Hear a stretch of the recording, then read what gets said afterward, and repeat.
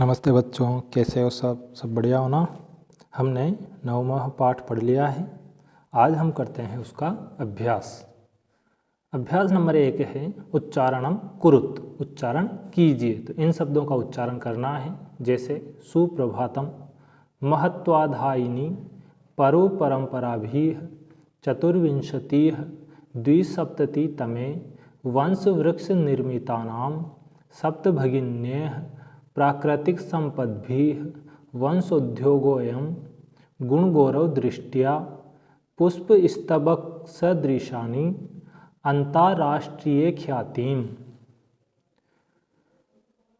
उसके बाद प्रश्न नंबर 2 है प्रश्नानाम उत्तराणि एक पदेन लिखत। इन प्रश्नों के उत्तर एक शब्द में लिखिए।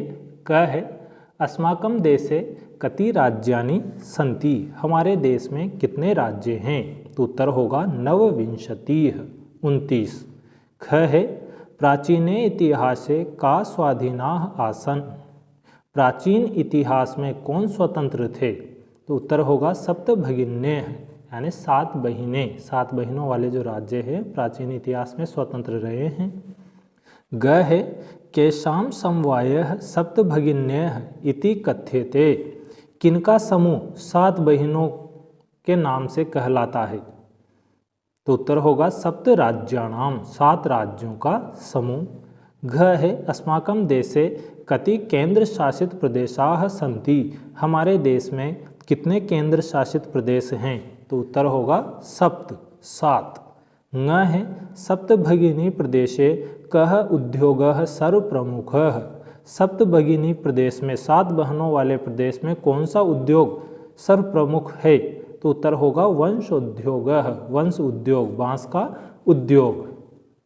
प्रश्न नंबर 3 है पूर्ण वाक्यन उत्तराणि लिखत, पूरे वाक्य में उत्तर लिखिए। क है भगिनी सप्त के कानि राज्यानि सन्ति, 7 बहनों वाले कौन से राज्य हैं। तो उत्तर होगा भगिनी सप्त के अरुणाचल प्रदेशः, असमः, मणिपुरम, मिजोरमः, मेघालयः, नागालैंडः, त्रिपुरा च इति 7 राज्यानि सन्ति। 7 बहिनों में अरुणाचल प्रदेश, असम, मणिपुर, मिजोरम, मेघालय, नागालैंड, त्रिपुरा, ये 7 राज्य हैं। ख है इमानि राज्यानि सप्तभगिन्यः इति किमर्थं कथ्यन्ते, ये राज्य 7 बहिन क्यों कहलाते हैं। तो उत्तर होगा प्रयोगो अयम प्रतीकात्मको वर्तते, ये प्रयोग प्रतीकात्मक है। कदाचित सामाजिक सांस्कृतिक परिदृश्यानां साम्याद इमानि उक्त उपाधिना प्रथितानि, संभवतः सामाजिक सांस्कृतिक परिदृश्य की समानता के कारण ये उक्त उपाधि से प्रसिद्ध हैं। ग है सप्तभगिनी प्रदेशे के निवसन्ति, 7 बहनों वाले राज्य में कौन निवास करते हैं। तो उत्तर होगा सप्तभगिनी प्रदेशे गारो, खासी, नगा, मिजो प्रभृतयः बहवः जनजातीयाः निवसन्तः, 7 बहनों वाले प्रदेश में गारो, खासी, नगा, मिजो आदि अनेक जनजाति वाले लोग निवास करते हैं। घ है एतत् प्रादेशिकाः के निष्णाताः सन्ति, इस प्रदेश के निवासी किसमें कुशल हैं। तो उत्तर होगा एतत् प्रादेशिकाः स्वलीला कलाभिश्च निष्णाताः सन्ति, इस प्रदेश के निवासी अपनी लीला और कलाओं में निपुण हैं, कुशल हैं। ङ है वंश वृक्ष वस्तूनाम उपयोगः कुत्र क्रियते, बांस के पेड़ से बनी हुई वस्तुओं का उपयोग कहाँ किया जाता है। तो उत्तर होगा वंश वृक्ष वस्तूनाम उपयोगः आवस्त्राभूषणेभ्यः गृह निर्माण पर्यंतम क्रियते, बांस के वृक्ष से बनी हुई वस्तुओं का उपयोग वस्त्र और आभूषणों से लेकर घर निर्माण तक में किया जाता है। प्रश्न नंबर 4 है रेखांकित पदम आधृत्य प्रश्न निर्माणम कुरुत, रेखांकित शब्द के आधार पर प्रश्न निर्माण कीजिए।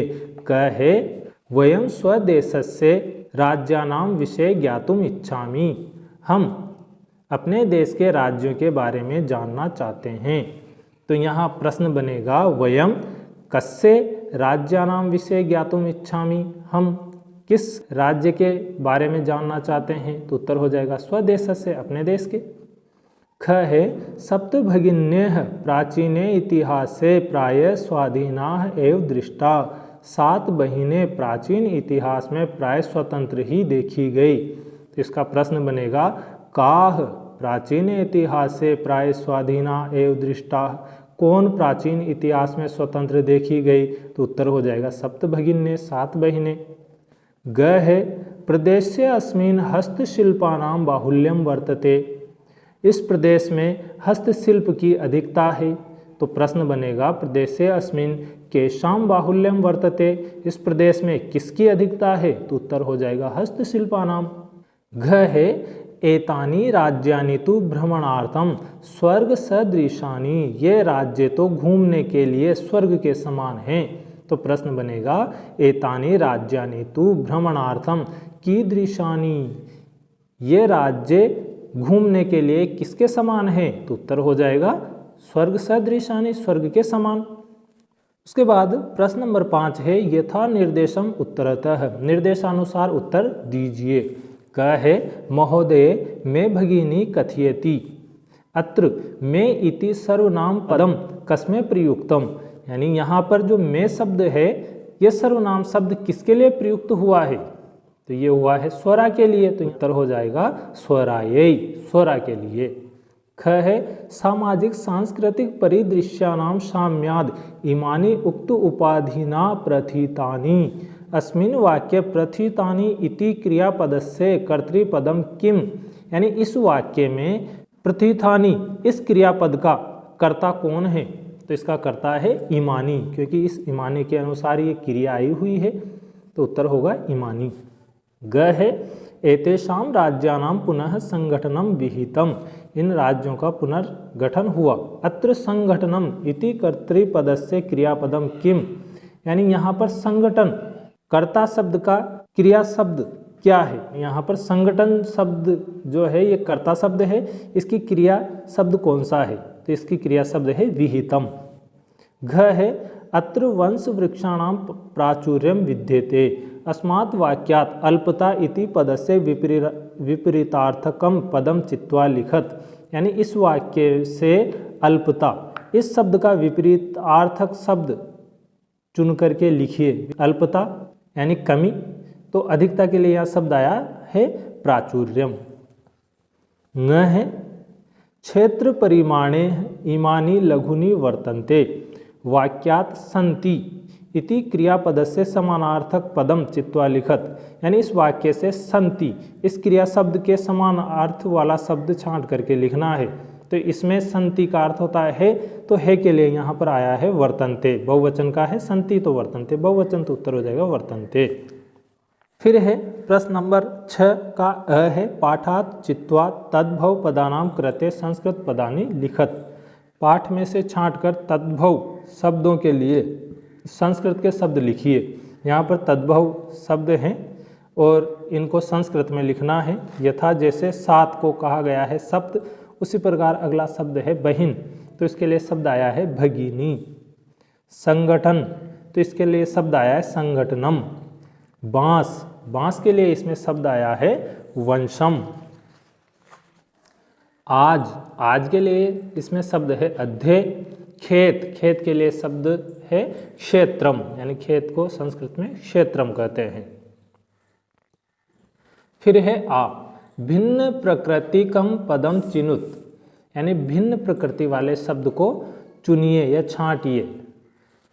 क है गच्छति, पठति, धावति, अहसत, क्रीडति, तो यहाँ पर सभी क्रियाएं लट्लकार की है और एक है अहसत, ये भिन्न है, ये लंगलकार भूतकाल की क्रिया है। ख है छात्रः, सेवकः, शिक्षकः, लेखिका, क्रीडकः, तो यहाँ पर अलग शब्द है लेखिका, बाकी सब पुल्लिंग के हैं और लेखिका स्त्रीलिंग का शब्द है। ग है पत्रम, मित्रम, पुष्पम, आम्रः, फलम, तो यहाँ पर भिन्न शब्द है आम्रः, से सभी शब्द नपुंसक लिंग है और आम्रः शब्द पुल्लिंग का है। घ है व्याघ्रः भल्लुकः गजः कपोतः शाखा वृषभः सिंहः। तो यहाँ पर भिन्न शब्द है शाखा, क्योंकि ये स्त्रीलिंग का शब्द है और शेष शब्द पुल्लिंग के हैं। ङ है पृथ्वी वसुंधरा धरित्री यानम वसुधा। तो यहाँ पर भिन्न शब्द है यानम, क्योंकि शेष सभी शब्द पृथ्वी के ही पर्यायवाची शब्द हैं। प्रश्न नंबर 7 है विशेष्य विशेषणानाम उचितम मेलनम कुरुत, यानी विशेष्य विशेषण का उचित मेल कीजिए। तो यहाँ पर विशेष्य पदानि विशेष्य शब्द लिखे हुए हैं और एक तरफ विशेषण शब्द लिखे हुए हैं, तो इनको मिलाना है। कौन सा विशेष्य शब्द किस विशेषण शब्द के लिए आया है? तो पहला शब्द है अयम, तो ये विशेष्य शब्द है प्रदेशः, इस विशेषण शब्द के लिए आया है, तो इसको मिलाएंगे प्रदेशः शब्द से। फिर है संस्कृति विशिष्टायाम, तो ये विशेष्य शब्द आया है भारत भूमो, इस विशेषण शब्द के लिए। महत्वाधायिनी, तो इसको मिलाएंगे संस्कृति। प्राचीने, तो इसको मिलाएंगे इतिहासे। एकः, तो इसको मिलाएंगे समवायः। तो ठीक है बच्चों, आशा है कि ये अभ्यास कार्य आप सभी को अच्छे से समझ में आ गया होगा।